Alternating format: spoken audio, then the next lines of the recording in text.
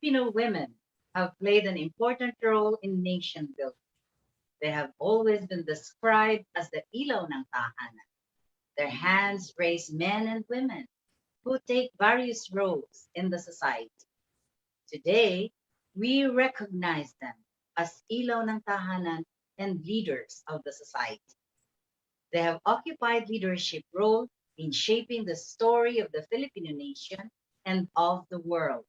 Melchora Aquino Ramos of Tandang Sora, Josefina Lianes Escoda, Magdalena Leones, Miriam Defensor Santiago, and Gina Lopez were among the women whose exceptional character and advocacy to their mission are inspiring. We celebrate the Women's Month. It is but fitting to focus our attention on the role of women in shaping the future of our nation.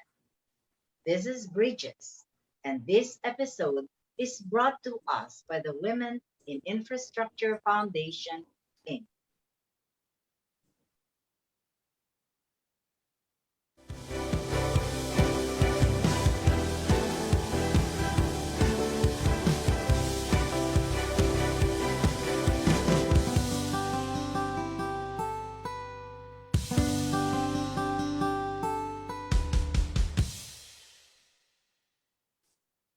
Good afternoon, good evening, good morning to all our viewers around the world.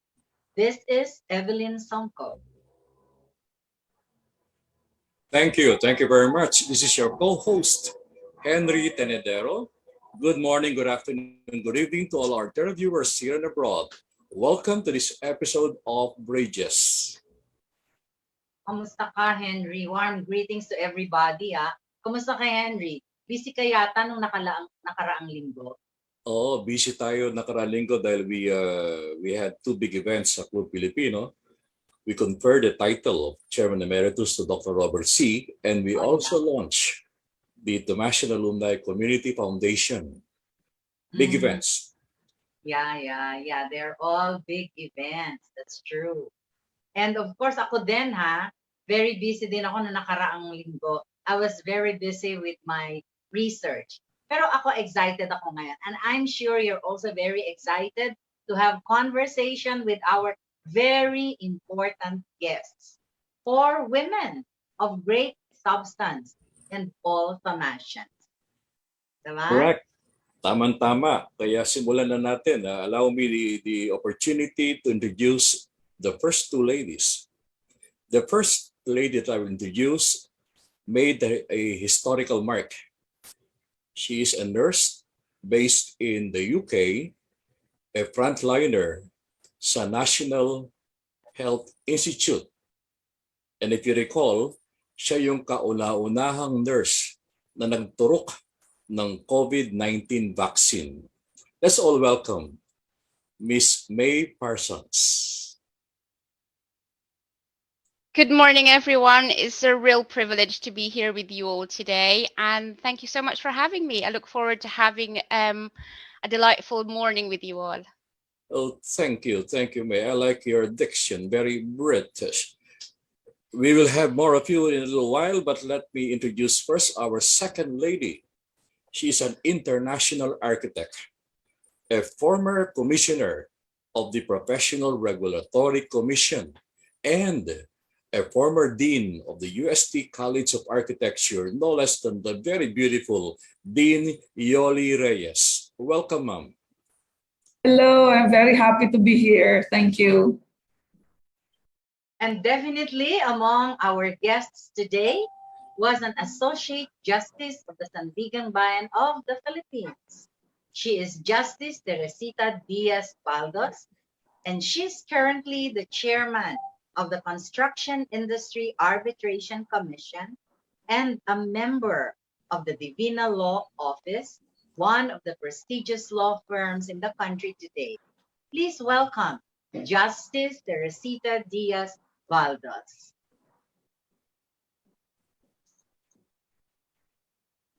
Please unmute, Justice. Good afternoon, everyone. I'm so glad to be here with all of you. Thank you.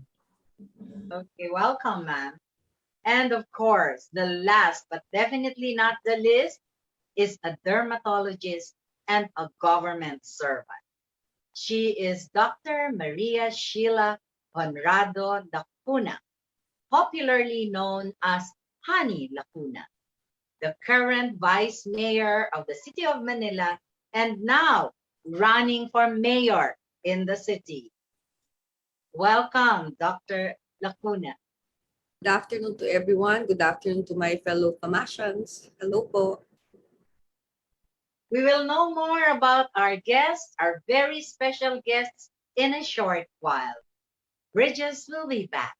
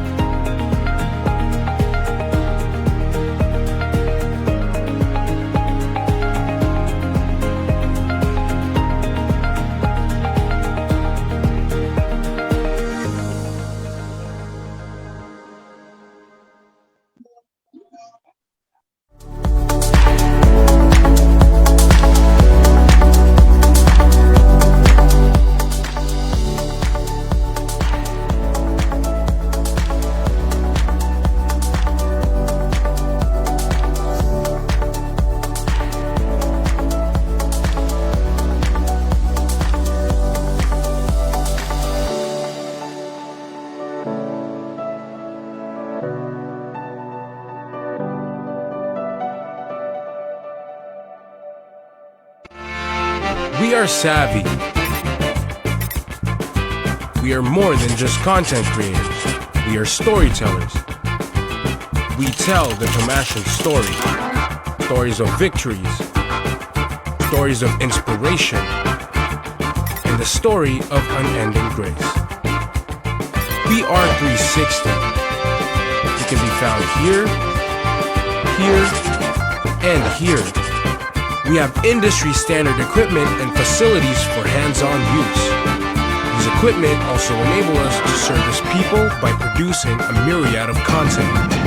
We don't just share stories, we engage people. We are professionals who take our craft seriously by transforming crazy into impressive, side by side with our student volunteers. We hone, we cultivate, we are committed to truth and enkindled by love. We are the UST Communications Bureau.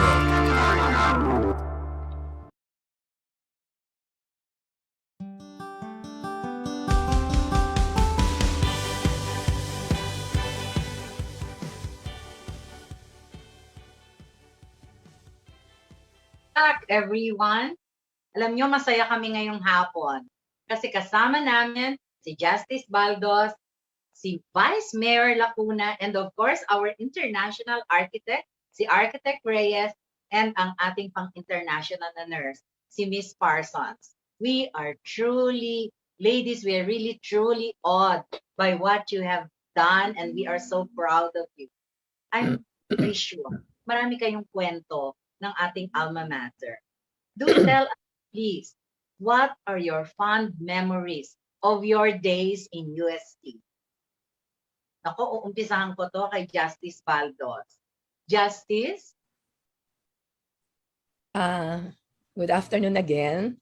You know, I spent more than 8 years here at UST from 1962 to 1970. 1962, I entered the Faculty of Arts and Letters. And that time, we were housed at the main building. Yeah. Yes, I remember very well. I think who wouldn't forget Father Mata? I don't know, Father Mata. That's true. That's true. He was the prefect of discipline. And, the boys were always segregated from the girls. The boys and the girls had different canteens, the left side and the right side. We all also had our respective staircases that we used. And Father Mata was there to accost us every time we would go to a different staircase. So that's one of the memories that I had during my Faculty of Arts and Letters days, AB days. Now, when I moved on to the Faculty of Civil Law, we took our law course then at the Commerce Building. Those were, yes, excuse me. Those were turbulent years as far as the nation was concerned. But nevertheless, I enjoyed my stay there. And now I miss the old resto, which was old resto, which was torn down, I think, to give way to progress. And I think now we have the fountain there, or the... Yeah, we call it the Quadricentennial Square now. Yes. So that's it. But I think, growing up at UST, I mean, it's there where I learned how to be, where I became mature, where I became a voting age. A voting age. And, belonging to a school that is so knit, closely well knit, as well as so deeply religious, I would also appreciate very much our daily trips to the UST Chapel, where we would spend, a few minutes praying for guidance, and also praying the rosary if there was enough time. And all of this really contributed to what are now fond memories of UST, that from 1962 to 1970. So, so that's why it's always a joy for me to be coming back to UST. Yeah. That's true. That's true. Whatever For all of us, no? whatever capacity, whether as a member of the UST Law Alumni Foundation or whatever, I always welcome any opportunity to go back to UST from whichever gate I come from. True. Talagang yung marami sa atin, namimiss natin yung resto, no? Marami sa atin, I think dito, no? Pati si Dinyoli, palagay ko, namimiss din niya yung resto. At saka si Vice Mayor, I'm sure alam nila yon. Tanungin nga natin si Justice, si Commissioner Reyes. Commissioner, isa ba yun sa mga fond memories mo? Yes, so natatawa nga ako sa kwento ni Justice kasi nare-relate niya nalalaman tuloy yung time natin, kung kailan. I remember kasi, ako naman, imagine, I would say that all of what I am now is all because of UST, and I hope UST is really proud of me. Kasi, ito na, kikwento ko na nga kay Justice sa ating lahat. I was there from grade 1, I finished my elementary grades there, and my high school and college there, and I even took up master's degree. And I taught there, I became dean there, and sabi nga ni Justice, whenever she's called back to UST, she's always there. I'm also like that kasi I really cherished my memories with UST and what I have become of because of UST. And sabi ko nga, ito, kung namimiss ni Justice yung resto doon, ako namimiss ko yung volleyball kasi volleyball player ako noon. Tapos, naging sorority member ako, kaya namimiss ko yung mga frat rumbles, pero hindi ako kasali doon. Nanonood lang kami doon. Tapos, of course, mga martial law time yon. So, minsan, naglalakad din kami sa kalye.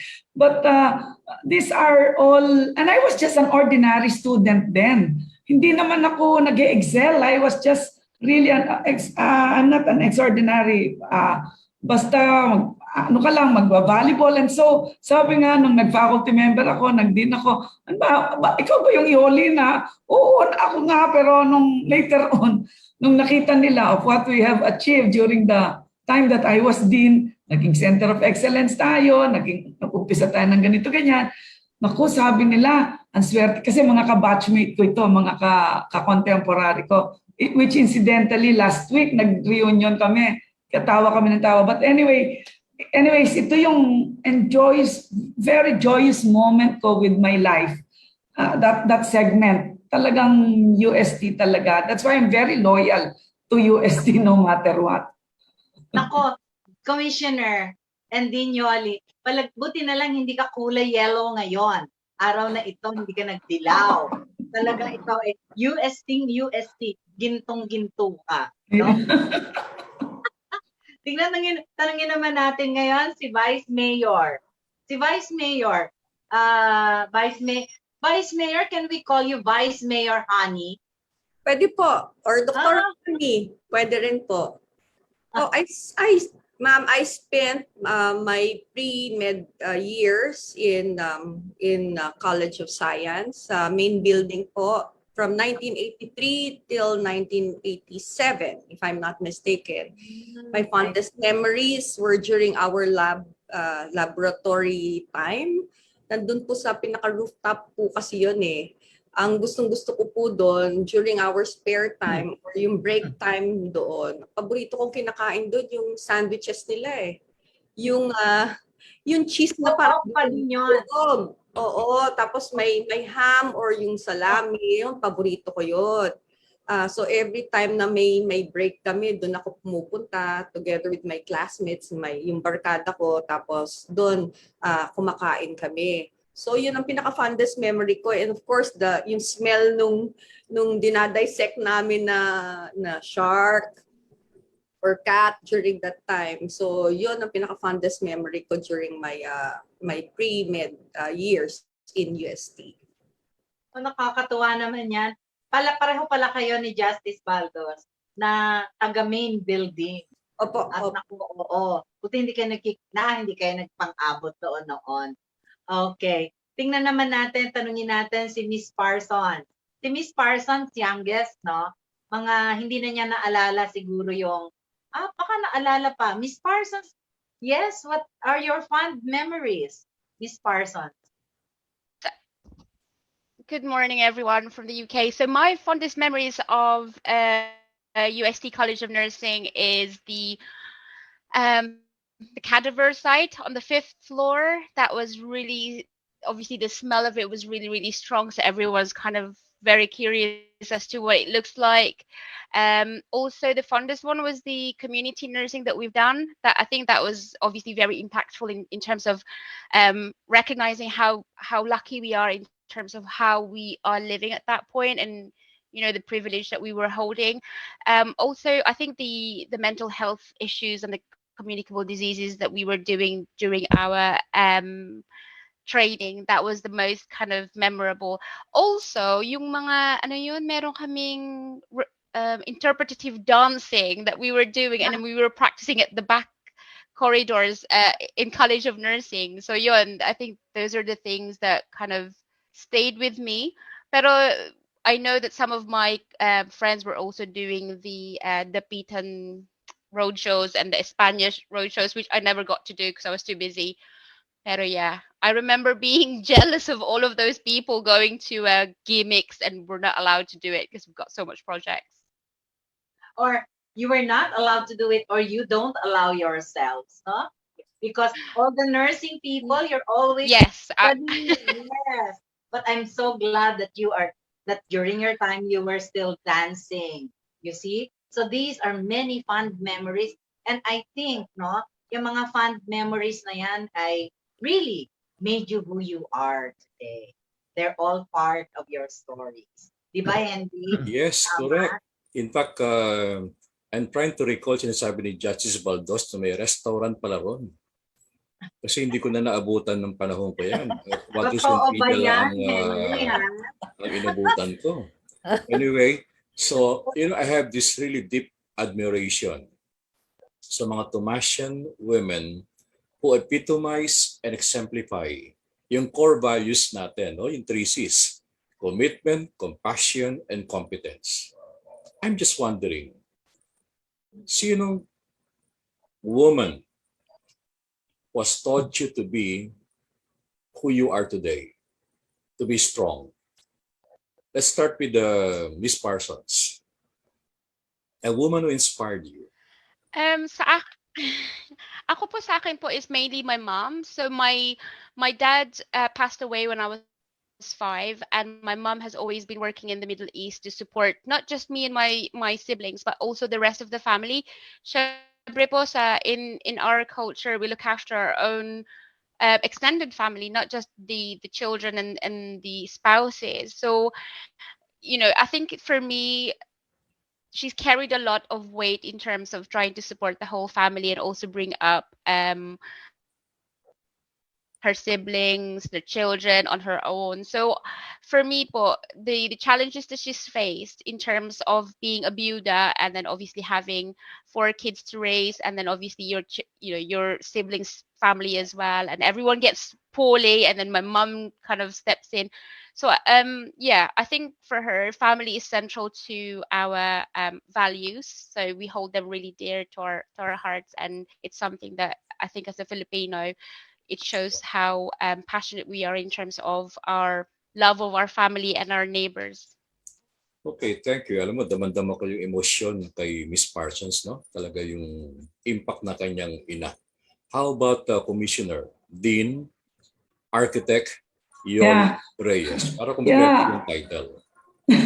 Yoli na lang para for me, it's also my mom. As a matter of fact, nangiti nga ako nung sinabi ni Miss Parsons na si mom niya. Kasi ako, I also saw her because I'm the youngest of the 7 siblings, 7 children.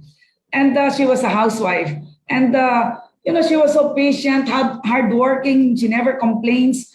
Sabi ko, parang ang hirap yata mag-asawa kung ganito. So, it's really very persevering din siya, and to make sure that we will all complete our education and all that. And she was my model, actually. I could not. That's why I really made a lot of many things to honor her. Marami akong ginawang paraan o kaya projects that honored my mother because I really admired her. Oh, thank you very much. Maraming salamat. So, Ina, how about Justice Baldos? Sino ang iyong naging inspirasyon? I guess it would be a big desecration on my part if I did not say that it was really my mother. She was just a plain housewife. I mean, she was not a career woman because actually her career was our home. She turned our house into a home where my siblings and I, there were 4 of us, would really love to come home to every afternoon. And I would recall our house being very organized, being very well kept. The meals were always hot, and they were very sumptuous. In fact, our classmates would love to go to our house and dine there or eat there, mainly because of the dishes that she cooked. I mean, there was no exception with also the same with my siblings. She was, by the way, a home economics teacher when she was still single, and that accounts probably for her, her finesse, the finesse in the house, in keeping the house clean and organized. I would remember every time my dad would come home, we were all in the stairs, one after the other, waiting for each one of us to kiss my dad. And my mom was at the last, waiting to be kissed also. And it was really, I know she inculcated a lot of moral values in us, in praying the rosary every night. She was also a good budget manager. I don't know, even with no money of her own, how she could budget the money, the salary of my dad, and that every time we would ask for money, she had always something to give.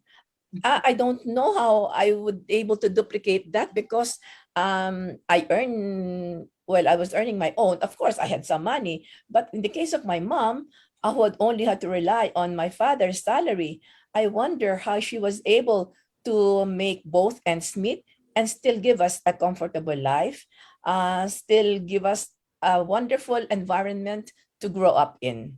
So, and when my father died in 1987, my sister from the States took her there, and she became a US citizen. But even then, she was a companion lady of an American woman, and she would even send us money, even if we had already had work of our own. So, she was probably the epitome of generosity, as all mothers are. So that's it. So I miss her so much. Thank you very much. Values that are still very reflective of your personhood, Justice Baldos, Thank you the so way much. I have known you these years. Thank you. Let's go now to Vice Mayor Honey Lacuna. Hi, thank you. Definitely my mom, in agreement with all the other ladies. My mom is a very strong person. I saw this when I was, I guess, 7 years old during the martial law time. That time, yung dad ko po nakulong. Nakulong po siya kasama ng ibang mga political detainees, and it was my mom who took care of us. There's 5 of us. She was working and then taking care of us. Siya po naging breadwinner.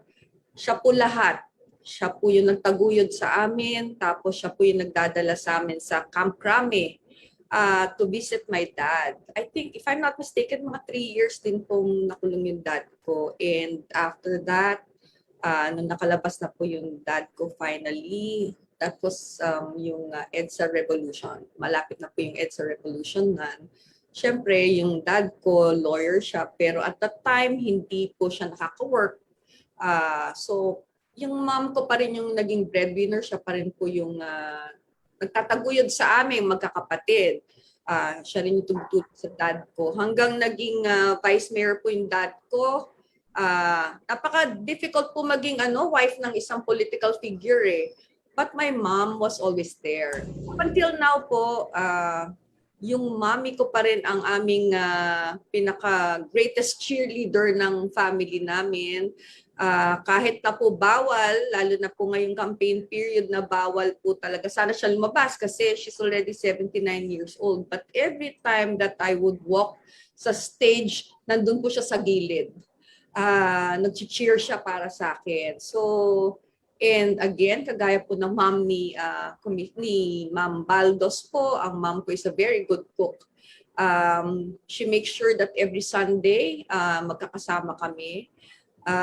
Talagang kinokonsensya niya kami ng Sunday. Dapat family day yan, magagalit ang daddy nyo, dapat magkakasama tayo. Tapos, she would cook the best meal for us.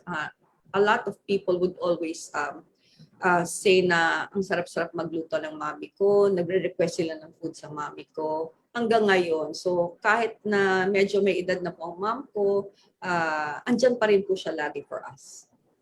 Oh, thank you very much. You will never forget the heroic leadership exemplified by Vice Mayor Honey Lacuna as shown in you. Wow, great, great. Dr. Evelyn. Oo, alam mo Henry, touch na touch ako sa sharing nila. Diba?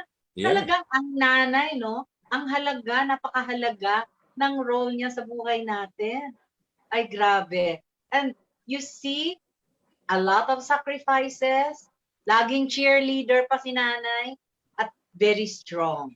Very strong. Alam mo, habang sinasabi kong strong, I mean, there is strength in what seemed to be the weak gender. Parang ganyan, diba?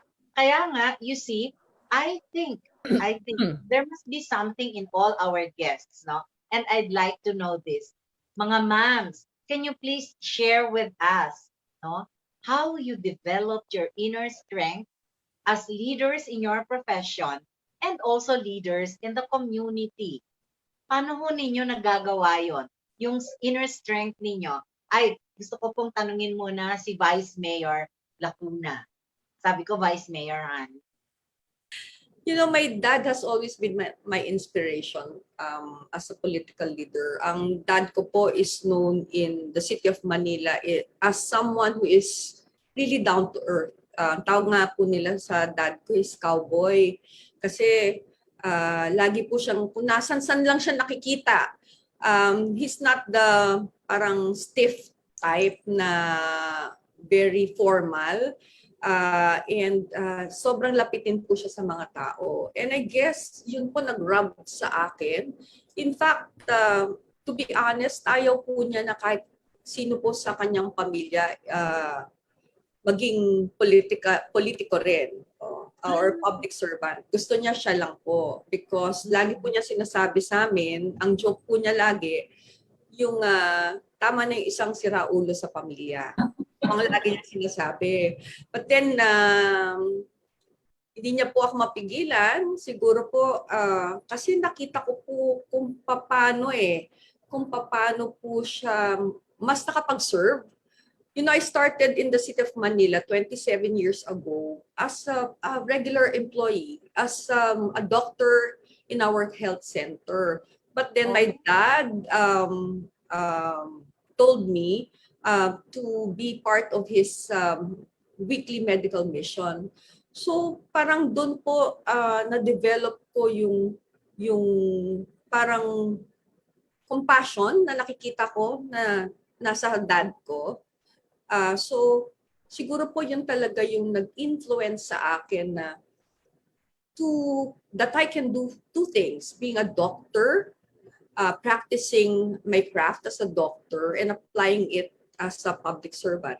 In fact, hanggang ngayon po, nakilala po ako sa Manila as yung door-to-door doktora. They call me the door-to-door doktora because I personally go to the places of those na nagdadialysis, those with cancer.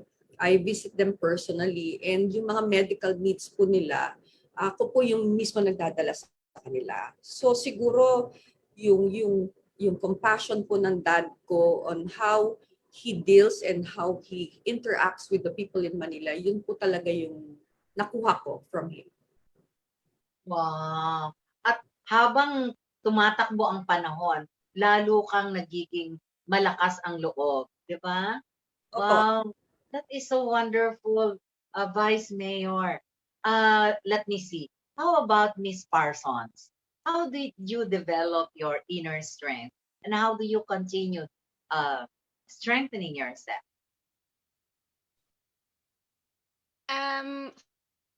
For me po, I think it was really necessary for me to be strong because of the things that I went through while I was growing up. I'm not gonna tell you all the story, baka maiyak po.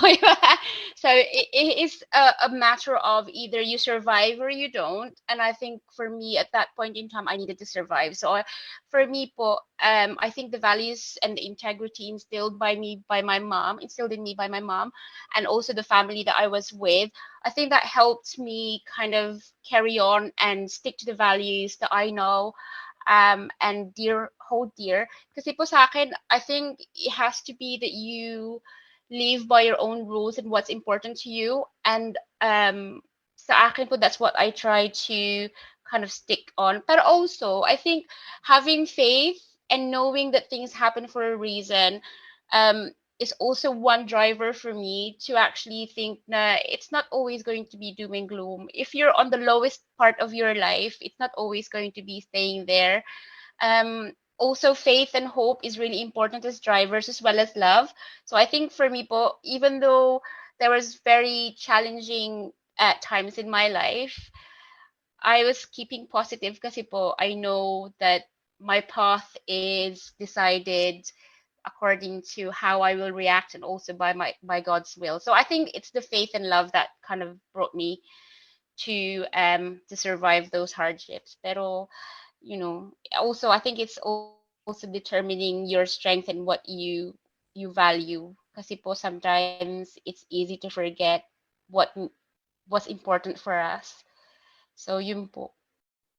Nakakatuwa naman yan. Totoo naman, no, Dean Henry. Faith, hope, and love. It really makes us very strong, di ba?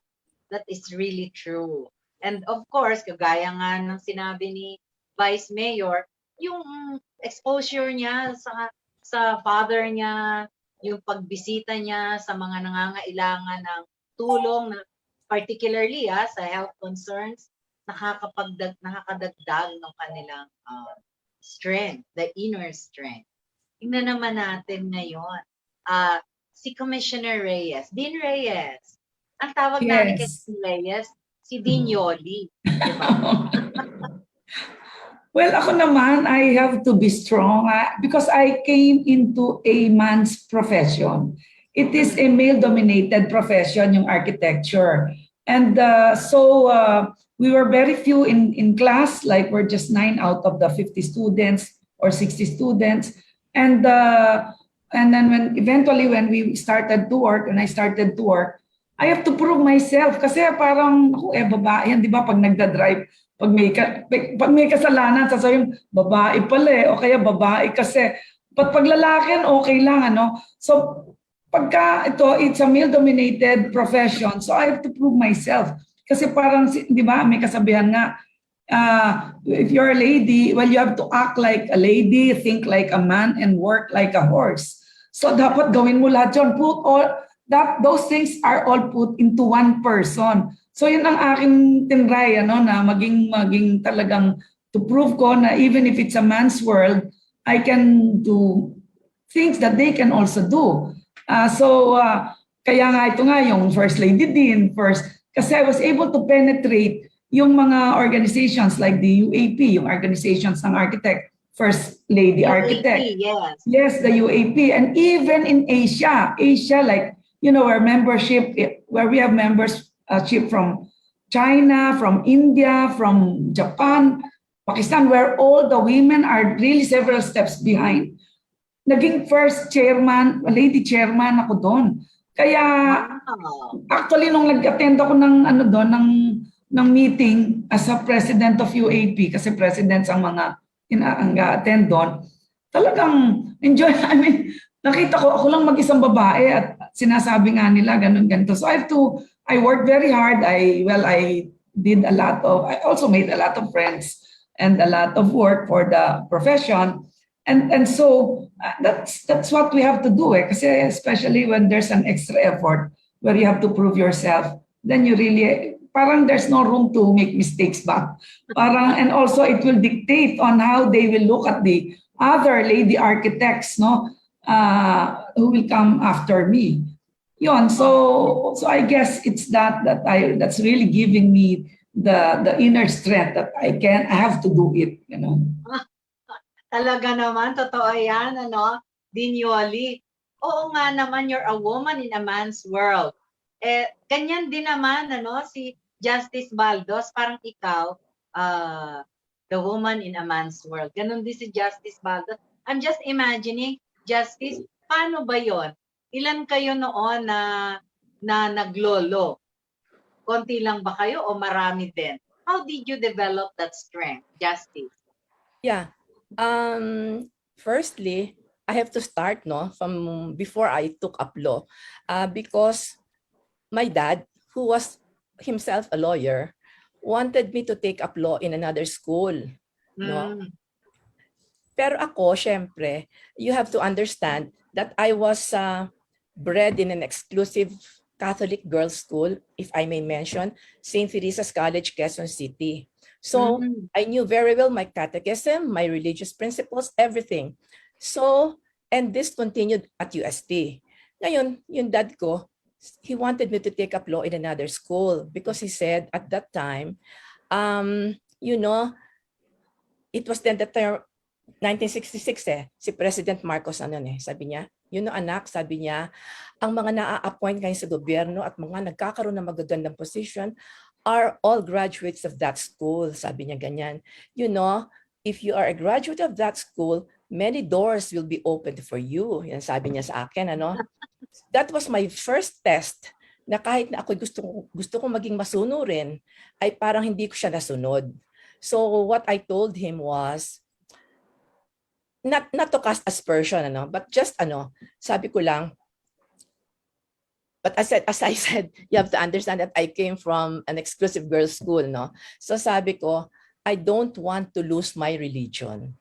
Sabi ko ganyan, ano? Sabi ko, I don't want to lose my religion. And he said, many doors will be opened for you if you are a graduate of that school. Ganyan. Sabi ko, you know, the God that I am favoring now will take care of my future.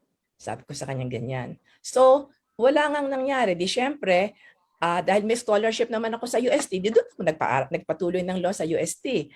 No? And sabi ko, now, when I graduated from law and I went already to unemployment, no, specifically at the Supreme Court, the Chief Justice was a graduate of the school that my father wanted me to go to, ano? So, ang nangyayari, ang mga appointments niya to good positions were either to those who were his students, those who were beautiful, those who were mestiza. And I would tell to myself, I am none of the above. Sabi kong ganyan. No? Sabi ko, so I was really challenged to prove myself because I knew I had some worth, no? So I was really challenged to prove my worth. So the first opportunity that I could get out, although the Supreme Court is a very good, employment, no? Yeah. Yeah, maganda naman talaga.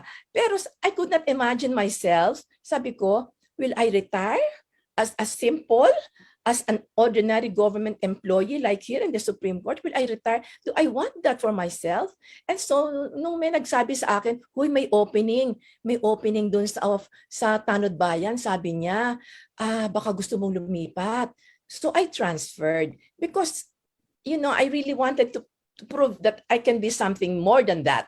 No? Mhm. So sabi ko, naluipat ako doon. So I did not even know na noon, fiscal pala yun. Akala ko ordinary government or lawyer position lang. So sabi ko, fiscal. So nung tinatawag ako, hoy fiscal. Hi, fiscal pala ako. Sabi ko gano'n. And then, I spent 10 years there. I was very comfortable because, I enjoyed the trust and confidence of my superiors. But then I saw everyone leaving the office for a position in the judiciary. And so that opened my eyes that probably I can also join the judiciary. So in 1994, I was appointed to RTC Malolos, no? And then eventually in 2003 to the Sandigan Bayan. By that time, I have already hurdled. Being a graduate of UST is something for us Thomasians.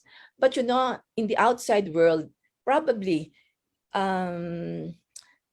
UST is not yet in the league of the first 5 or 6 schools. But now, thanks to Dean Divina, it is now among the first 4 in the among the law schools.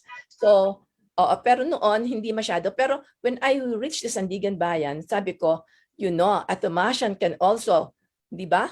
Can find also her place in the sun. Ang kinakailangan lang talaga, moral principles mo talaga. You stick to your moral principles. And so when I already retired, sabi ko, I feel I can still do something more.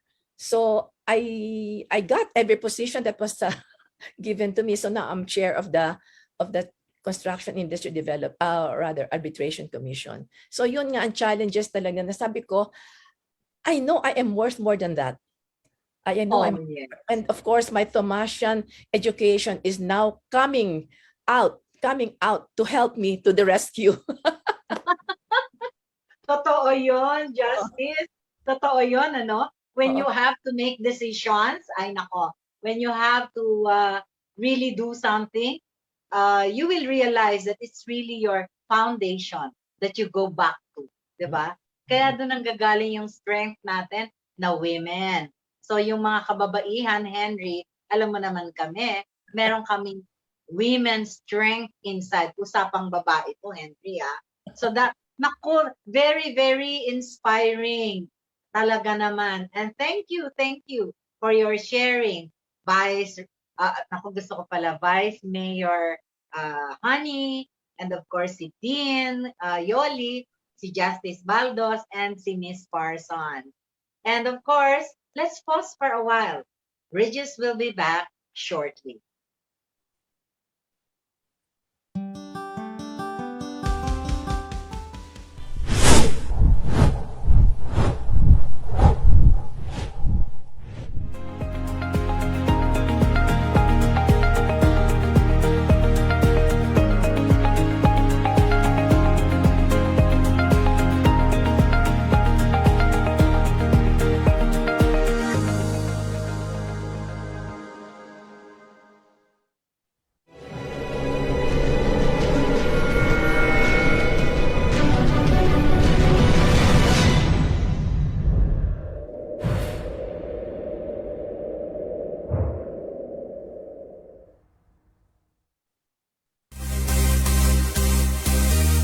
We are always on the move, always on track,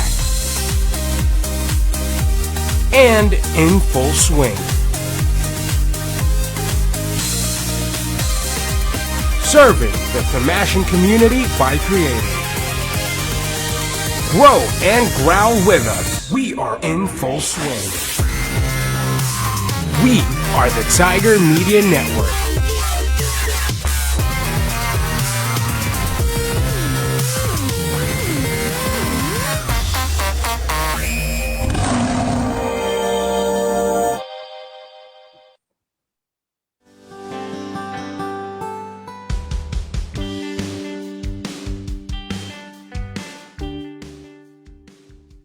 Thank you. We are back. Walang kaduda-duda na napakalalim ng ating talakayan sa hapong ito, featuring the women power, accomplished Thomasian leaders. For our segment this time, I'd like to ask, ano pa yung minimithi mong advokasya or your dream, pangarap para sa ating Filipino community? Simulan natin kay Justice Baldos.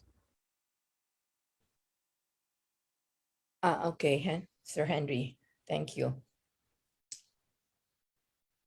I am now 75 years old, no? Yeah, if there is still something more that I would wish really for our country, ako, I am an idealist, no? I would still hope for a just, humane, corruption-free society for everyone, especially here in our country. Alam ko naman na tayong mga Pilipino ay basically mababait tayo eh. But because of circumstances, we are driven to commit things that should not be done. Ako, since I have spent almost 13 years with the Sandigan Bayan, so I have been exposed to corruption cases. So sabi ko, parang dapat talaga mawala ang corruption dito sa Pilipinas. But how do we do it? I think we should start with moral recovery. Kasi yung return to the basics, yung moral values natin should be taught from childhood, from the home to the school, and up to parang at least kumbaga maging ingrained na sa kabataan ang that corruption is bad.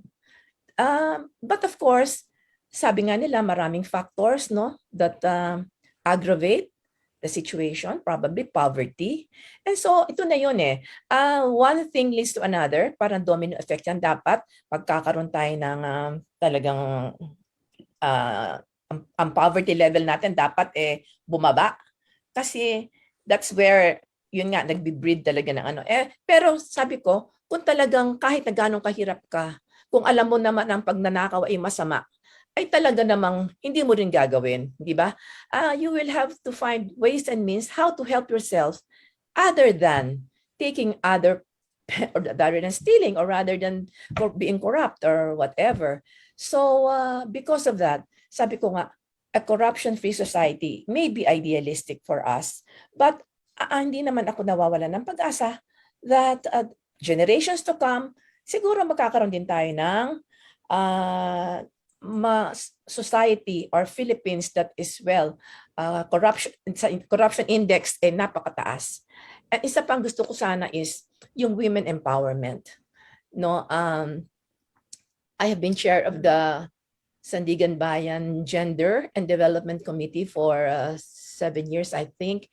So medyo naging exposed ako sa gender concepts, sa gender sensitivity, and because we also had we gave out trainings on gender development and sensitivity. So miski yung paggamit ng gender fair language, you know, it shows kung dapat, alam mo, very basic na, sabi ko sana nga maituro nga yan sa mga eskwelahan as part of what? Part of the, ano tawag mo doon? Electives nila na yung gender fair language. Halimbawa mo, would you believe, yung palang policeman hindi ginagamit, kundi police officer. Di ba? Parang ganyan. Yeah, oo. 'Di ba? Yung kaya nga tayo nauso ngayong chairperson eh, hindi ba? Hindi naman chairman or chairwoman, 'di ba? Yeah. Because oo, talagang gender fair language talaga. And ito na, siguro we can start with the basics. Hindi natin tinatawag na barrio last kasi parang nagkakaroon ng ano yun eh, discrimination yun eh, na yung tiga-barrio pala, talagang hindi ba? So parang binibigyan, diyan pumapasok din yung mga rights. So women have to be empowered really to assert themselves, to be able to develop their self-worth, to be able to, if you are wearing several hats, to be able to be a good mother, a good husband, a good mother, a good wife, a good grandmother, and a good career woman, so that eventually you can help society in the way that you know best. Sa halimbawa mo, sa judiciary ako, so siguro yun ang aking mundo. So in the way that I know best, I can help. So that is as far as my concept of women empowerment is concerned. Thank you very much. Thank you very much. So eloquently said. Miss May Parsons? Pakinggan natin si Miss Parsons.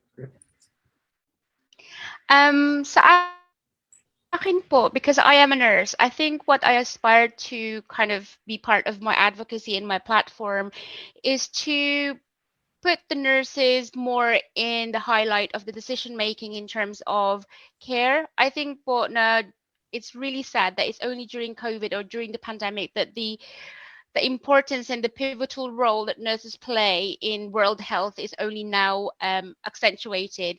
I think there is more that we could do in terms of highlighting the fact that actually as nurses we can do more. Also for me, dahil po like Mrs. Baldos has said about her being in politics and me being in health. For me, I think what's important for me is the advocacy for equitable healthcare provision. Sa akin po, I think it's highlighted in the pandemic as well, the access to healthcare. So I think it's really important that wherever we come from in life, I think it's a human right to have access to fair and equitable healthcare.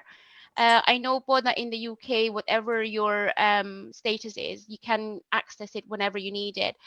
Pero obviously that's not the case for global health, and I think that is something that is really important, even with the vaccination statuses. So for the UK, we're really good at getting free vaccines and that, but obviously in other countries this is not readily available for a lot of people, and I think health inequity across the world is really important, and we need to kind of as a global community we need to address it. For me, that's really high in my advocacy, and I'm hoping to kind of impact in any way I could, but obviously I'm only one person. So that is my dream, for everyone to be able to access healthcare. Thank you very much. Access to healthcare. How about Vice Mayor Honey Lacuna? Ang minibidhi mong pangarap para sa sambayan ng Pilipino. Pasok. Inimiti ko pong pangarap, hindi lang po for us Manileños, but for the entire Filipino country. Yung pong basic social services, basic services po. Kasi ngayon po medyo napapabayaan na po natin yung social services natin. Hindi po nagiging equal sharing ang nangyayari po. Here in Manila, we really try our best na lahat po ng social services namin mabibigay po namin sa lahat po ng antas. Mayaman ka, mahirap ka, middle class. So kung meron po kaming binibigay na kahit anong benefits po, we do not see kung saan kagaling eh. We give to every Manilan or family sa Manila po. So halimbawa po ngayong pandemic, all 700,000 families have received the same ayuda. Kaya mayaman po kayo, nasa middle class kayo, na mahirap po kayo, pare-pareho lang po natatanggap nyo. Yun po sana yung gusto kong mag-continue po, hindi lamang po dito sa Manila, pero kundi sa buong Pilipinas po. Sana po lahat ng social services, very basic social services po, maging available sa lahat. And of course, ito po, I'm speaking of our experiences in Manila. Kasi ang Manila po medyo isang macho na city eh. our leaders for the past 450 years, puro lalaki. Puro lalaki po. Pero I was very fortunate na binigyan po ako ng honor, ng privilege po ng mga kapwa ko Manileño to be the first woman vice mayor sa City of Manila. And hopefully po, kung talagang papalarin po tayo, in 450 years na history ng Manila, magkakaroon na po ng first woman mayor. So, equal opportunity to everyone. Lagi nga pong sinasabi ng partner ko, ang amin pong Yorme, si Isko Moreno Dumagoso. Here in Manila po, lahat pantay-pantay. Walang mayaman, walang mahirap, walang middle class, walang babae, walang lalaki, walang bakla, walang tomboy. Ang tingin po namin sa lahat, pare-pareho po. I'm just hoping po sa buong Pilipinas, ganun din po para po maging competitive po tayo sa lahat po ng bagay, kahit po sa ibang bansa. Magsimula po tayo sa atin, pantay-pantay po lagi ang pagtingin natin sa isa't isa. Maraming salamat. There's always a first in everything. And that first will come soon. Dean Yoli Reyes. Thank you. International architect.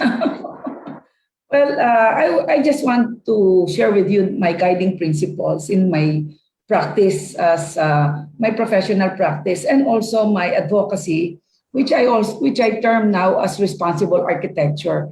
But in this case, we can call it responsible citizenship. So that because in our own special way, maliit lang tayo na tao, we cannot really change many things because of the situation we are in. I have core messages kasi, no? Well, number one is to respect the environment.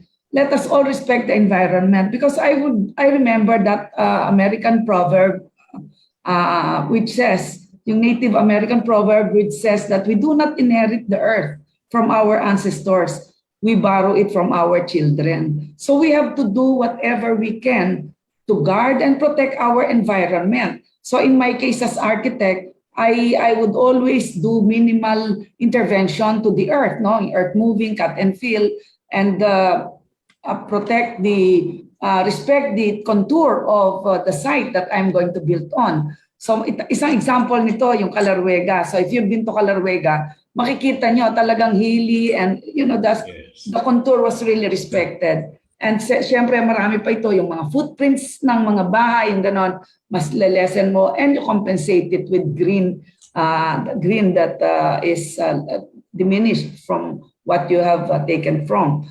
And then the second maybe is in social dimension. In social dimension where we practice corporate social responsibility.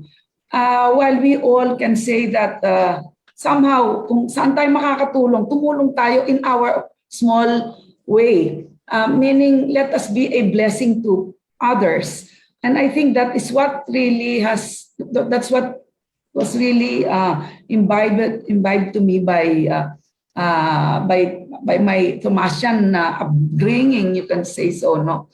Kasi yun nga magkakaroon tayo ng corporate social responsibility. Actually, yun nga, meron akong maliit na foundation which in 20 years of existence, meron na siyang more than 50 graduates. Nakapag-graduate na ako. And in the commission, in PRC, because I saw the resources, no? So I institutionalized a CSR program, Commission Social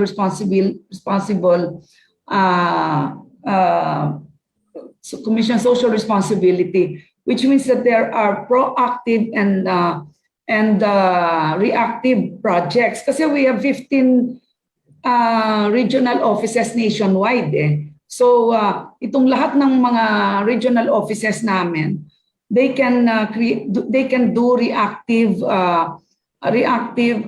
responses to disasters, whether man-made or like Marawi or any disaster, from Yolanda to Odette to many other disasters, because of this social responsibility project. And this was highly supported by the different boards and the different associations UAP is very, mga PMA, UAP, mga nursing organizations, accountants, and many others are supporting this. So they give meron na rin silang social responsibility, and we have helped a lot.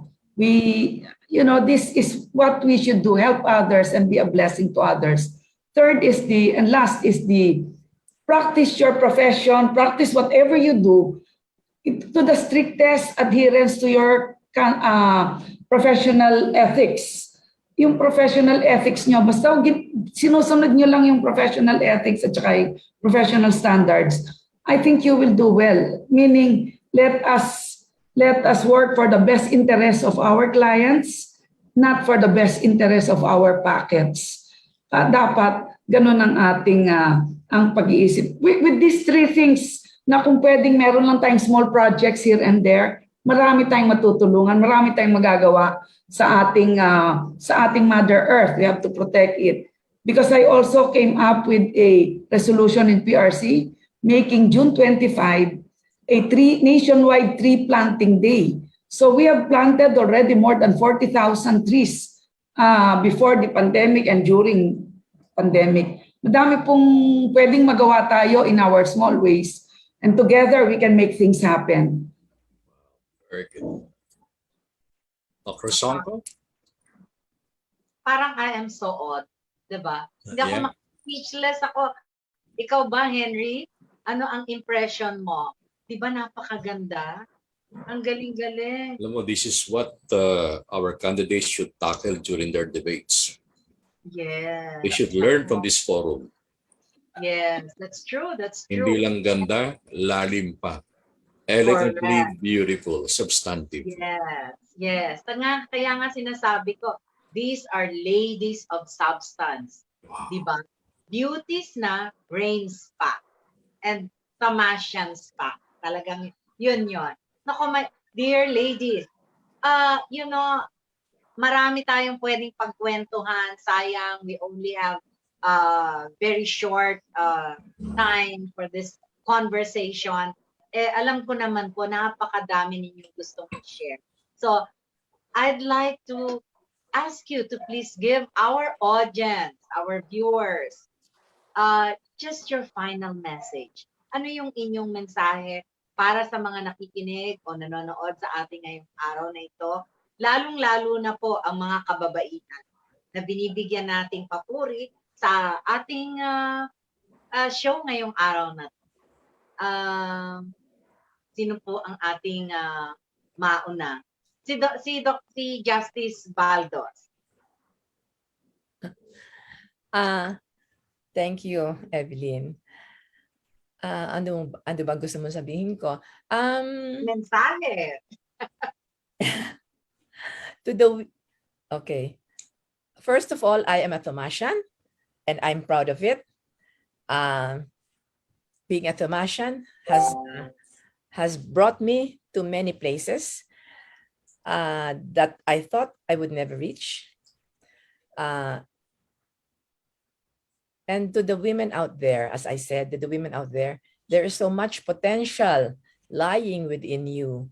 Don't be afraid to measure up to what you know you can do. Marami tayong potentials, marami tayong kakayanan na nandiyan lang waiting to be tapped. Do not be awed by women, by what the men say. We should all be equal, if not higher, if not. I'm sorry, Sir Henry. Yeah, we should. I mean, what I'm saying is, we have so many challenges to hurdle, no, to prove ourselves to be in equal footing with men. So it is up for us to take that challenge, to prove something for ourselves, for our children, for our country, and for the whole world. I mean, there is a whole world of possibilities that lie before us. So it is just up to us to prove that we can do it, and that the best partners in nation building can also be women. Yeah. Thank you. Talaga naman, equality, yan talaga ang pinaninindigan ni Justice Baldos, no? Talaga po na at maraming mga opportunities na pwede tayong makagalaw at makagawa ng isang bagay bilang mga kababaihan. Yes. Thank you po, Justice. And of course, Vice Mayor Honey. Sa lahat po ng mga kababaihan, to all the women out there, we've come a very, very long way na po. Napakalayo na po na inabot natin from the time na nabigyan tayo ng chance para bumoto hanggang sa ngayon po. Sana po lahat ng mga gusto nating mangyari sa ating mga buhay, sana wag tayong tumigil at wag tayo mahinder dahil tayo isang babae lamang. Sana mas marami po tayong mapatunayan na tayo po ay co-equal ng mga kalalakihan dyan at kung anong kaya nilang gawin, kaya po rin po natin gawin. So, tuloy-tuloy lang po tayo. Move forward po. Thank you. Sa tuloy-tuloy lang, kaya nating gawin mga kababaihan. And of course, we now hear from Dean Yoli. Yeah. So ako, ang tingin ko siguro dapat lagi tayong may right attitude.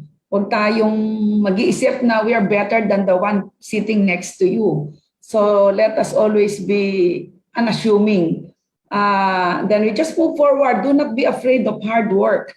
And be patient. Be patient. Huwag kang magmamadaling to get there all at once, no? Kasi baka madapa ka. So it's going to be difficult. And lastly, maybe what I would always say, even in my talks, is that you have to lead your life with the Lord. You always pray. You always ask for guidance. You know, it's always good to meditate and tell Him that it's all there. And don't be disappointed pag hindi binigay. Kasi malalaman mo later on, kaya pala naman. Para lang yan yung kwento na kaya pala nasira yung kotse niya, kaya pala nagkasakit yung ganito ganyan kasi meron siyang ma-aksidente siya pagka natuloy siya nung ganung oras. You know, there's always a reason. But as long as you lead your life with the Lord, He will protect you, He will guide you. He will always be there for you. Thank you din, Yoli. Talaga naman. Let's continue walking. Wag magmadali, baka madapa. At sa paglalakad, sa pag-journey, laging kasama si Lord. Thank you din, Yoli. And Miss Parsons, your last message? Ang sa akin po, for all the women out there, please remember you are phenomenal. You can do anything that you set your mind to. It could be better than men, if not, it can be better than men. So just set your goals and just believe in yourself na kahit po ano yung gustuhin nyo, you can achieve it by, setting your mind to it and actually working hard to achieve what you set out to do. At saka also, I'd like to say po na in our journey as women, don't forget to bring along other women with you. I think it's really important as a community that we empower and assist our sisters in progressing and also developing. So don't forget your sisters. When you go out the door, don't close that door. Pull someone through with you in your successes. Thank you, Miss Parsons. Indeed, I'm very sure the women out there have drawn inspiration from all the insights that you have shared and from all your messages. And indeed, this was an awesome Tuesday afternoon with very strong Thomasian women. Maraming salamat sa inyong lahat for being in our show. And of course, alam kong merong sasabihin si Henry. Thank you very much. Alam mo, a few years ago, nagulat ang mga kalalakihan dahil umusbong at umunlad ang Women's Revolution. Ngayon, hindi na siya isang pangarap, isang ganap na katotohanan. Kaya sumali ako ng isang araw, binubuhay namin ang Men's Revolution para maging pantay-pantay na tayo ngayon. Okay? Ganong kalakas ang women empowerment na naging udyat ng isang equal society. So, ito yung mga key takeaways. Ayaw namin matapos ang ating palatuntunan ngayong araw na ito na hindi bibigay. Ano yung talaga napulot natin sa mga sinabi ni Justice Baldos? Corruption-free and gender-fair society. Kay Vice Mayor Honey Lacuna, basic social services for all. Kay Commissioner Architect Yolanda Reyes, 3 bagay. Respect for the environment, CSR, corporate social responsibility, at yung highest sense of professionalism. At kay Miss May Parsons, access to healthcare for all. Our guests, how will I say it? Who they are or what they do is who they are. What they do now is who they are, guided by 5 factors or principles. From their education, from their religion, from their school, friends, and parents. In other words, what we do today is a product of a compendium of the values we gained from all of these things. If you veer away, then you will get out of the totem pole. So just go back. Sabi ng mga guests natin, just go back to your inner core, your core campus, and you will never go wrong. And with that, we conclude our show this afternoon. Once more, we thank you for watching, and thank you to Women in Infrastructure Foundation, headed by Attorney Ellen Francisco, also the president of the Law Alumni Foundation Incorporated. So you won't miss out any of our shows. Check out the UST Alumni Incorporated Facebook page and the USTAAI TAC YouTube channel. Once more, thank you to our dear guests, Attorney Justice Teresita Baldos, Vice Mayor Honey Lacuna, Commissioner Yolanda Reyes, and Miss May Parsons for a very enriching afternoon. This is your friend, Henry Tenedero, thanking you for staying with us. Here at Bridges, we build connections of people and connections of knowledge. And this is Evelyn Songko thanking you. Here at Bridges, we build bridges of faith, bridges of hope, and bridges of love. See you next episode. Have a great evening ahead and mabuhay.